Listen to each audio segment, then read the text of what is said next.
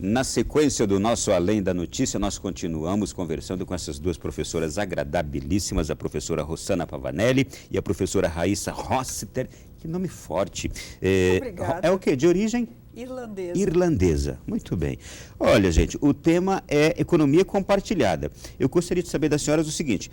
O que eu estou percebendo é que a economia compartilhada, que hoje está com essa dimensão que a gente percebe, e com esta adesão que a gente percebe, ela existe já desde a nossa origem mesmo, como as senhoras disseram no começo, nas relações familiares, nas relações de amizade, nas relações de vizinhança, está na origem da sociedade, de fato, como as senhoras nos disseram. Agora, eu gostaria de saber por que as senhoras acham que agora, nesse nosso tempo atual, ela está ganhando tanta visibilidade e ela está se desenvolvendo, também como aqui já foi dito, em tantas outras, em tantos aspectos e categorias. Por que nestes tempos? Existe uma série de fatores que contribuem para essa amplificação da economia colaborativa, da economia compartilhada. Dentre eles, a tecnologia, como nós exploramos bastante nessa entrevista, nesse encontro. Potencializou, né? Ela potencializou, ela amplificou o alcance da economia, do compartilhamento, da colaboração, seja de bens, serviços, ideias, soluções, de trocas, nos mais diversos sentidos, dos mais diversos significados. Um outro aspecto que merece ser pontuado é que no mundo inteiro nós nunca tivemos um contingente de pessoas tão bem qualificadas quanto temos hoje, como temos hoje. Então, a juventude que aí está, ela se difere da juventude de outras gerações. Nunca foi tão bem instruída, tão bem qualificada, seja formalmente ou informalmente. E boa parte dessa qualificação se dá justamente em função das redes estabelecidas. E aí entra novamente a tecnologia. Um outro aspecto, e a professora Raíssa explorou bastante também, é a questão da sustentabilidade. E a sustentabilidade do consumo consciente, da preocupação com os limites do planeta, também contribui. Esse é um outro fator, um outro aspecto de importância a ser considerado. Agora, Ronaldo, se você me permite, uma pergunta que sempre me fazem quando o tema é economia compartilhada, economia colaborativa, você acredita que a economia atual ela seja substituída pela economia compartilhada, economia colaborativa? Sinceramente, eu acho que em médio e longo prazo, não. Talvez mais em longo prazo, Então, pegando um intervalo entre médio e longo, eu acho que ainda o nosso modelo da economia tradicional em países capitalistas, ele vai vigorar durante um bom tempo. Isto é, a economia de mercado será sempre o modelo... Eu acredito que ela se sustentará durante uns bons anos à frente. O que acontecerá é repensar modelos, ter modelos que possam conviver conjuntamente com os modelos aqui estabelecidos. Eu não acredito numa grande transformação que a gente vai deixar de ser uma economia de mercado para ir para uma economia pura de compartilhamento, de colaboração. Eu não acredito nisso, pelo menos para os próximos 10, 20 anos. Posso estar enganada. Eu acredito que haja uma contribuição da economia colaborativa, da economia compartilhada para a economia de mercado. E o termo que se pode usar para a economia compartilhada seria o quê? Uma economia alternativa, uma economia paralela? Não, a meu ver, ela está dentro da economia de mercado. Não, eu digo quando comparada à de mercado. Sim, talvez um modelo, talvez nenhuma economia, um modelo de negócios que surge e que contribui para a economia por meio do compartilhamento, da colaboração. Aí, se você me permite, só fazendo aqui um parêntese breve, o que é economia? É a arte de equacionar recursos limitados e demandas ilimitadas.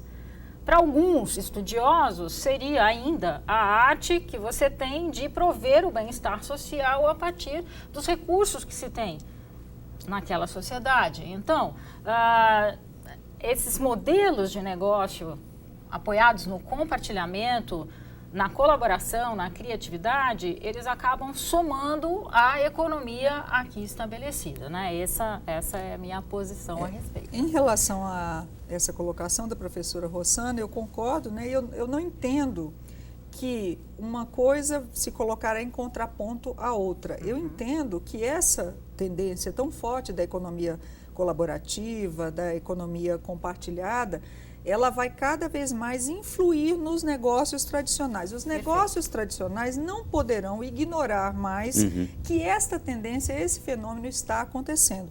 Ou eles incorporam em uma dose necessária esses processos, inclusive processos inovadores, nos seus próprios negócios, ou eles perderão o mercado. Perfeito. Então, nesse sentido, porque o consumidor ele quer não só, como já falamos, comprar um produto ou serviço. Ele quer se associar a uma causa, ele quer se associar a um processo onde ele participe, onde haja cocriação.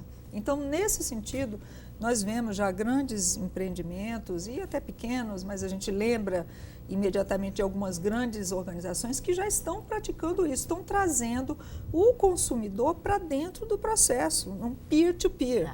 É a pessoa de pesquisa e desenvolvimento de dentro de uma grande organização trabalhando em modelos colaborativos com o consumidor daquele produto final para sair algum produto inovador com valor agregado na ótica do consumidor. Então, o consumidor não só mais recebe o produto, ele participa da produção, do desenvolvimento daquele bem ou serviço. Isso é uma modalidade de trazer também a relação mais próxima do consumidor para dentro da organização. Tá, e também, concordando com tudo que as senhoras estão nos dizendo, eu imagino que também o próprio consumidor, a própria sociedade, não vai abrir mão mais desse recurso, dessa novidade que é a economia compartilhada, como, por exemplo, a gente está vendo a briga do Uber aí, mas a sociedade quer o Uber.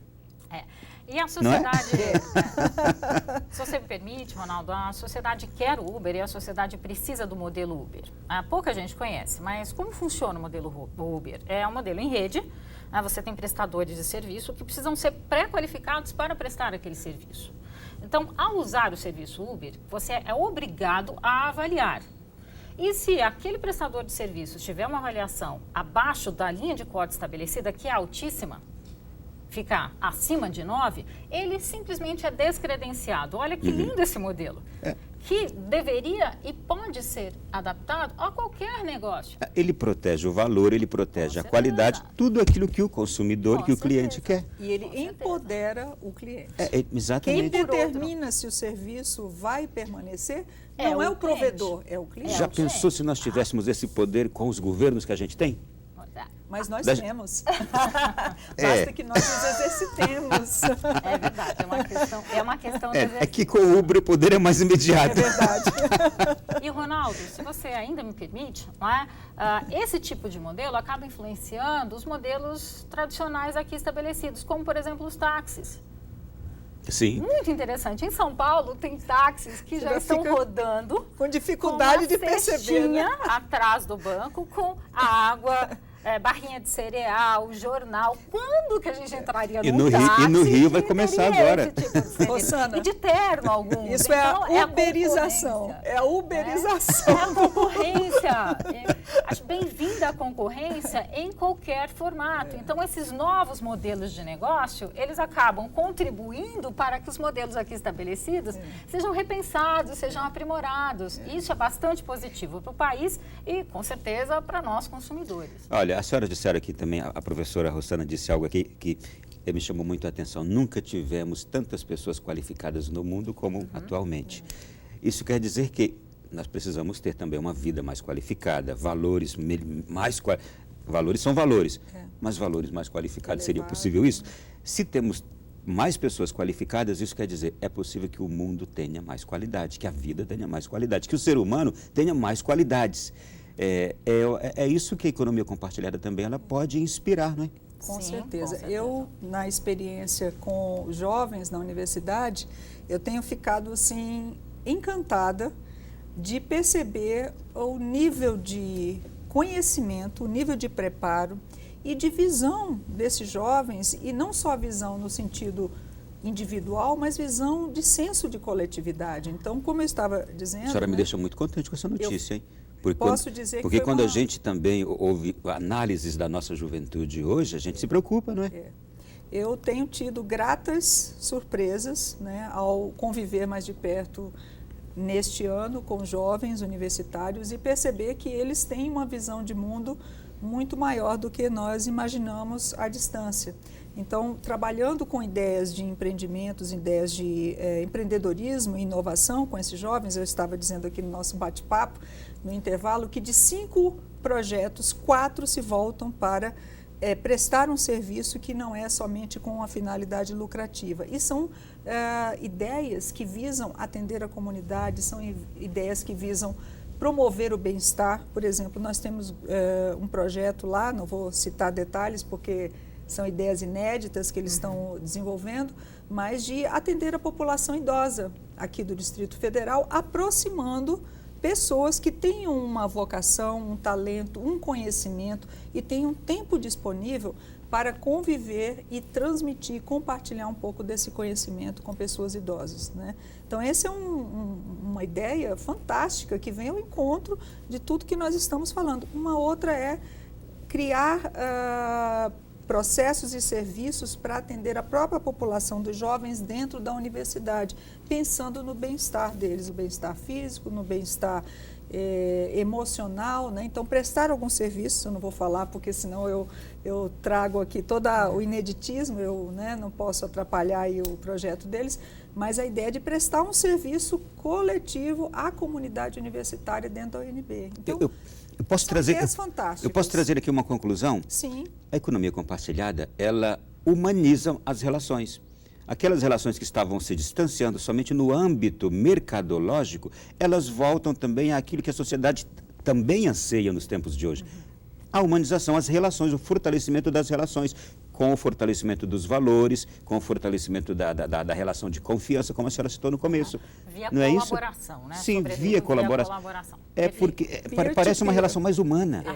Sim, e um outro ponto que também merece destaque nesse momento, pessoa a Ronaldo, pessoa, né? Peer-to-peer, pessoa a pessoa. Um outro ponto que merece destaque é que, além de nós termos um contingente de pessoas extremamente bem qualificadas, né, nós temos, da outra ponta, uma limitação para absorvê-las no mercado. Não é por menos que esses novos modelos surgem, em resposta à própria limitação no mercado, porque esse contingente de pessoas qualificadas não encontra na indústria tradicional no mercado a de trabalho de empregos suficiente para serem inseridos. Né? Então, aí surgem os modelos alternativos de negócio e que acabam contribuindo com todo o mercado. E eu até diria, e que bom que elas não encontram lugar no mercado tradicional. Excelente. Para ver que uma adversidade pode ser transformada em uma oportunidade. E em momentos de crise, isso é fantástico. De estimular quem hoje está fora do mercado de trabalho ou busca uma complementação de renda a ser incluído nessa chamada economia do intangível, seja por economia criativa, economia colaborativa, economia compartilhada, enfim, não importa o nome. É buscar fazer a diferença. Não é? E você perguntou, acho que foi no outro bloco, a respeito de que conselho nós daríamos, não é? Se nós estamos falando em bases de compartilhamento de conhecimento, talvez um conselho importante seja busque parcerias.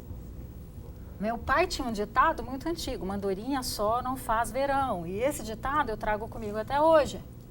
Então, busque compartilhar o seu conhecimento. Busque estabelecer uma rede não somente para comunicar e para distribuir a sua produção, os seus bens, os seus serviços, sejam eles cobrados ou não, com troca financeira, monetária ou não. Né? E o outro conselho é corra risco.